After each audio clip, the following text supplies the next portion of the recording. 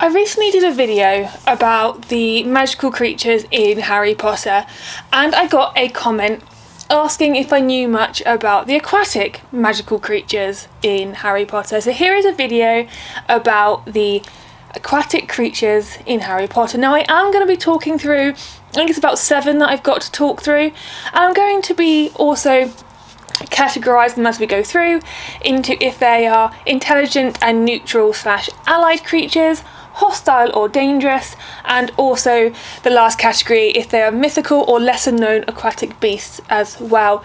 So we'll be able to see exactly where they fit and kind of their traits as well. So let's get to it. So the first one is one that we are all familiar with, and that is merpeople. So they live in lakes and oceans. Obviously we know them from the Black Lake at Hogwarts. And they're described as having grey skin, long green hair, and fish-like features. They are humanoid and distinctly non-human. Obviously their tails kind of give that away. They are intelligent and capable of speech, in their own language, Mermish, and they form organised communities, and obviously we see them, I think it's for the first time in the film at least, during the Triwizard Tournament. So where did merpeople sit? So these are the intelligent and neutral / allied creatures.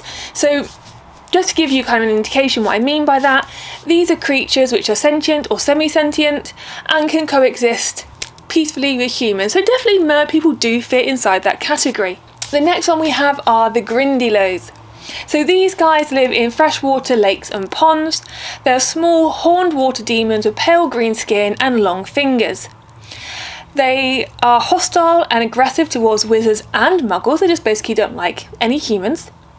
They have a strong grip but are relatively weak and can be fought off.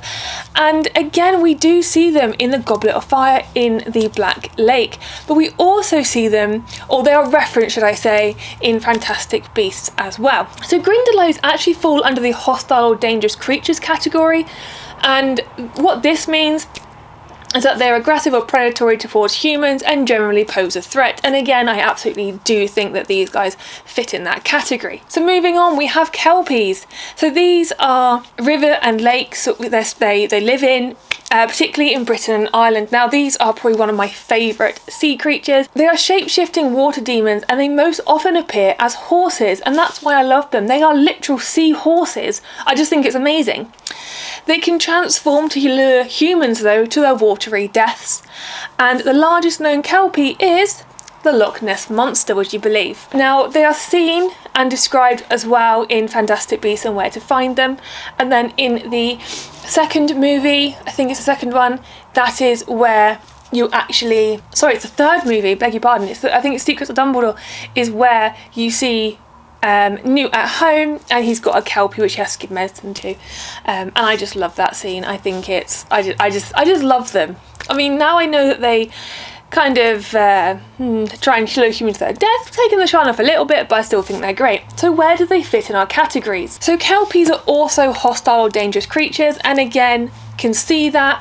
I think the one that Newt has is probably tame, or tame to him, because he's looking after, he's helping it, but obviously we know Newt's going to release it back into the wild at some point. However, for other humans, you know, the Loch Ness Monster and stuff like that, they lure to your death, so yeah, they probably do fit in this category. I mean, I'd love them to be more sentient allies as well, but never mind. Next we have Selkies. So these live in coastal waters, particularly around Scotland. Now this makes a lot of sense because from what I understand, from what I can remember, Hogwarts is in the Scottish Highlands, I think, somewhere. So Selkies look similar to merpeople, but they're actually found in colder waters, and they're capable from changing from a seal to human form. They're often confused with merpeople, but they're more aligned with folklore. Now we don't actually see these in any of the films of the Harry Potter Wizarding World universe, but they're actually mentioned in Fantastic Beasts and other writings that have been done around this universe. So Selkies are under the intelligent and neutral allied creatures, and again that does make sense because if they're kind of like merpeople, then yeah, I guess they kind of would be more allied and more neutral towards humans. Next we have sirens. Now sirens fascinate me just from like a general folklore kind of perspective. And sirens like warm seas, especially around the Mediterranean. They're more traditionally beautiful than other merpeople, and they're often aligned with Greek mythology. So we know from Greek mythology that they are told, or they're said to lure sailors by singing into, so they'll sing, and sailors will then, I think they will steer their ships into rocks, and that's kind of how they get their prey. It's very dark, but this is what it's saying here as well. And they're also considered to be part of the merpeople family. Now again, these aren't actually really mentioned that much. They're just kind of talked about in any supplemental materials that you read around this universe. Again, they're part of that merpeople family together. So where do they sit? I guess they're probably going to be in the hostile category. Apparently, actually, they are neutral allied creatures. Now this I don't necessarily believe. I don't necessarily agree with this. It says here that they are more magical than dangerous unless provoked, but I don't understand how you provoke a siren if you're just sailing through the sea. Maybe that's what it is. Maybe they don't like you sailing their seas. But I would definitely think that they're more hostile or dangerous than the other merpeople in that family. Let me know what you think. I'll be interested to know your thoughts. Next, we have mermen.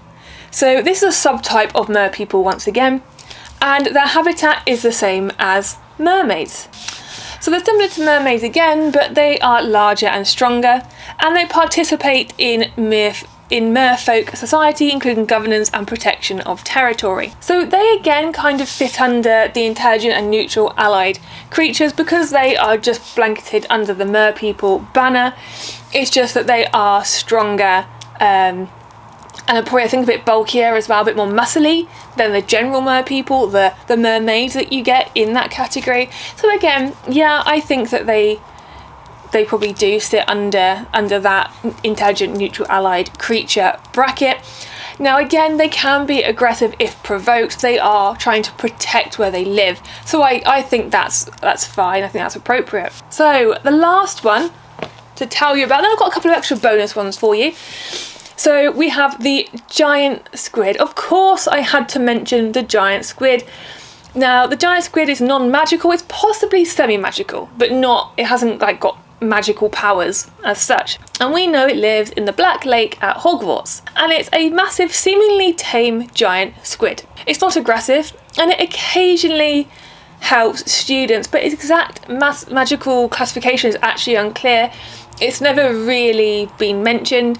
It could be a bit like Nagini, whereby it was a human that changed into a creature and now it just is a creature, so it's not really aggressive. It could just be a giant squid. I don't know anything about it. But yeah, I've not really seen much information about it. I'm sure there is some out there around what it is. It is also seen in multiple books, including The Goblet of Fire and in Philosopher's Stone as well. I think there's a section of a book where it's particularly hot, and Harry says he sees the giant squid in some shade or something. I can't remember exactly what it is, but yeah. So obviously we do know it's there, especially in the books. It's very prevalent. I do wonder how much as well Hagrid looks after the giant squid. Maybe he put the squid there and it went giant. Maybe it was something that Newt Scamander put in there. Who knows? But I definitely think that it's a creature that both of them would have loved, and they probably did look after it and spend some time with it as well. Now, the giant squid is a gentle giant, so it does sit under the intelligent and neutral / allied creatures. It's harmless from what I understand. It's never attacked anyone from my understanding. I could be wrong. Tell me if I am. Happy to be corrected. Now, there was a category that I mentioned which was mythical or lesser known aquatic beasts, and these are rare or referenced creatures that have not played a major role in the main series. We actually have 2 of these that I'm just going to run through. The first one is sea serpents. So these are giant serpentine monsters. It's rare sighting, sometimes misidentified as kelpies or magical fish. And the last one we have is called a plimpy. So these are fish-like creatures with long legs. That sounds like they're kind of evolving or half evolved. Now, they're not dangerous. They can be a nuisance to merpeople, and they're mentioned in Fantastic Beasts. And that's it. these are two of the creatures that are not mentioned very much, but they definitely are within the Harry Potter universe. But that's all for this video, guys. As I said, I did get a request to create a video around the aquatic creatures, and so here it is. If you do have anything else that you want me to look at or talk about in any of the franchises I've looked at, anything else, let me know. I'm always happy to do any sort of video. I really enjoy filming and editing. Do subscribe. I've got loads of cool stuff coming out this year. I might do a travel vlog when I travel in a couple of months if you guys are interested, just to see kind of what I get up to. Let me know. But until next time, you take care.